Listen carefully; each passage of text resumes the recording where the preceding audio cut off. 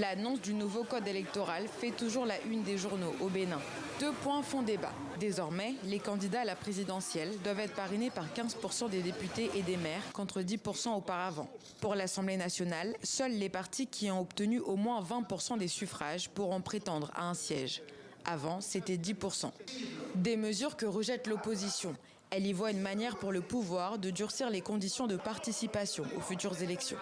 Ce sont des dispositions qui ne facilitent pas les choses.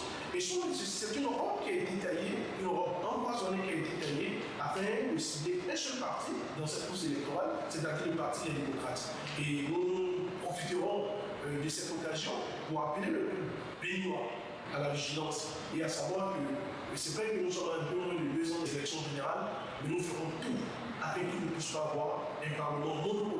Comme 4 autres juristes béninois, Landry Angelo Adelakoun a déposé un recours contre le texte devant la Cour constitutionnelle. Les juristes jugent ce code électoral anticonstitutionnel.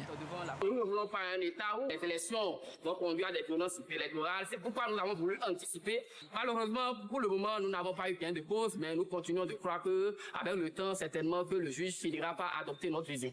Du côté des députés de la mouvance présidentielle qui ont modifié le texte avant sa validation, il s'agit surtout d'encourager les partis à fusionner et non de les exclure de la course électorale.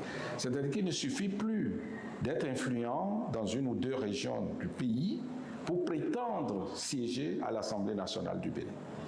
Vous pouvez être fort, chacun a un fief, on n'en disconvient pas, mais il faut assurer un minimum. Si un parti sait qu'il n'a pas ce minimum, il lui faut aller à la conquête d'autres Béninois qui ont de l'assise. Pour cet expert en gouvernance, ce nouveau code électoral pourrait améliorer l'organisation des élections de 2026.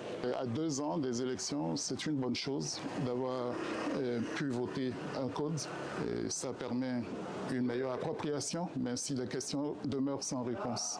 Et au-delà de ça, il faut espérer que le dialogue politique sur les questions électorales se systématise et permette d'aborder les vraies questions, les questions techniques, les questions de transparence pour que les scrutins électoraux soient les plus crédibles possibles.